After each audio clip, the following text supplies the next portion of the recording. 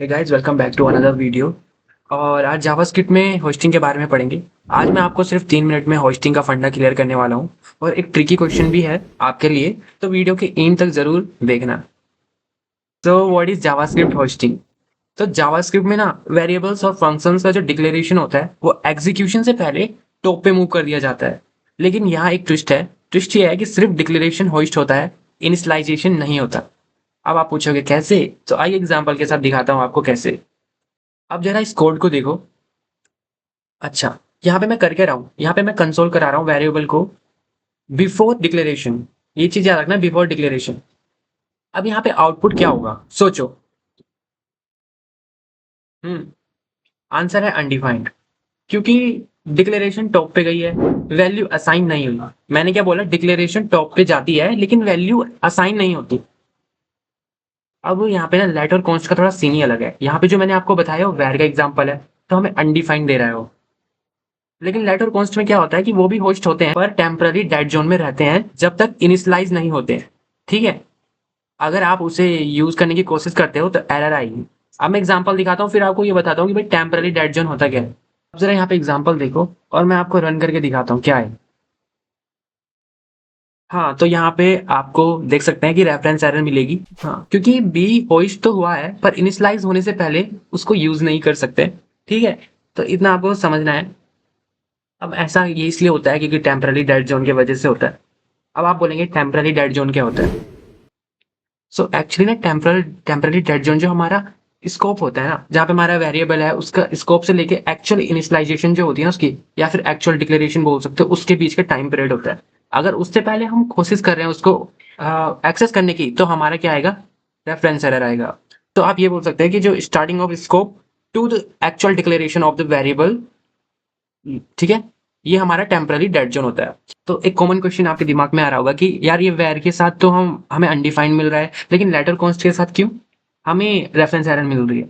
तो यहाँ पे ना एक रीजन है कि वेर हमारा बहुत ओल्ड मेथड है, या जो हमारा वेरिएबल डिक्लेयर करने का है। तो ये ना बाय डिफॉल्ट ऐसा होता है कि हमें अनडिफाइंड आ रही है, अनडिफाइंड आ रही होती थी। तो लेट और कॉन्स्ट में हमें क्या हुआ कि टेम्पररी डेड जोन मिला। अब आप इसको ना एक सेफ्टी फीचर सोच सकते हैं, क्योंकि एक्चुअल में तो हमें अनडिफाइंड नहीं मिलना चाहिए ना। अनडिफाइंड तो एक वैल्यू होगी। हमें क्या मिलना चाहिए? हमें एक एरर मिलनी चाहिए, क्योंकि हम उसे एक्सेस करने की कोशिश कर रहे हैं पहले, डिक्लेरेशन से पहले। तो यहाँ पे हमारे पास टेम्पररी डेड जोन इसीलिए होता है, और इसीलिए हम लेटर कॉन्स्ट यूज करते हैं और वेर को यूज ही नहीं करते। अब बात करते हैं, देखो लेटर कॉन्स्ट में आपको पता लग गया, मैंने आपको टेम्पररी डेड जोन भी बताया। अब बात करते हैं होस्टिंग विद फंक्शंस। तो यहाँ पे ना फंक्शन भी होस्ट होते हैं, पर फंक्शन डिक्लेरेशन और फंक्शन एक्सप्रेशन में ना डिफरेंस है। ठीक है? इस बात को ध्यान रखना कि फंक्शन डिक्लेरेशन और फंक्शन एक्सप्रेशन में ना थोड़ा डिफरेंस होता है, थोड़ा नहीं डिफरेंस होता है। अब एग्जांपल देखते हैं यार फंक्शन का कैसे डिफरेंस होता है। ये लीजिए, यहाँ पे ना मैंने एक नॉर्मल सा फंक्शन ले रखा है जिसको मैं कॉल कर रहा हूँ। तो क्या लगता है ये चलेगा? बिल्कुल चलेगा। हम फंक्शन को कहीं भी कॉल कर सकते हैं, उसमें बिल्कुल भी वो चीज़ मैटर नहीं करती। तो ये चलेगा क्योंकि पूरा फंक्शन डिक्लेरेशन होस्ट हो रहा है। अब यहाँ पे एक चीज़ बताऊँ, इसीलिए हम ना फंक्शन को पहले कॉल कर सकते हैं उसके डिक्लेरेशन से पहले, क्योंकि पूरा जो फंक्शन है ना हमारा, इसका पूरा डिक्लेरेशन होस्ट होता है। बट अब यहाँ पे थोड़ा देखते हैं। अब ना ये सेम ही है यार, अगर आप ध्यान से देखो कि ये एक हमारी वैल्यू है। ठीक है? ध्यान से देखो, ये हमारी वैल्यू है और से ये हमारा क्या है? वेरिएबल है कॉन्स्ट के साथ। अब ये एरर देगा। क्यों देगा एरर? चलो पहले रन करता हूँ। बहुत बहुत ही लॉजिकल है। अब यहाँ पे एरर आ रही है, रेफरेंस एरर आ रही है। ये एरर देगा क्योंकि ये फंक्शन एक्सप्रेशन है और वेरिएबल के थ्रू असाइन हो रहा है। ठीक है? जो अभी इनिशियलाइज नहीं हुआ है। समझे? है तो ये एक वेरिएबल, से है तो एक वेरिएबल है, उसकी वैल्यू क्या है? फंक्शन है।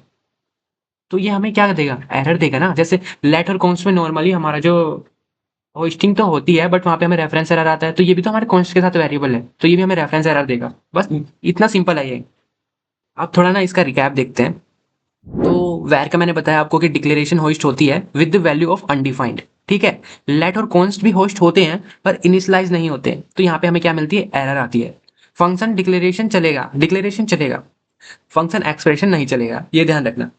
हाँ, तो ये हमारी समरी है। आई होप आपको ये चीज़ें समझ आई हो।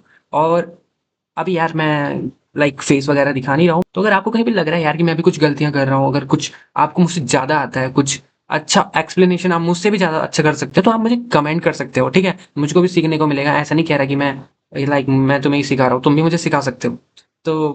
तो फिर आप मुझे एक चीज़ बताओ, आपके लिए मैंने एक क्वेश्चन था, छोटा-सा क्वेश्चन है यार, ऐसा कुछ नहीं।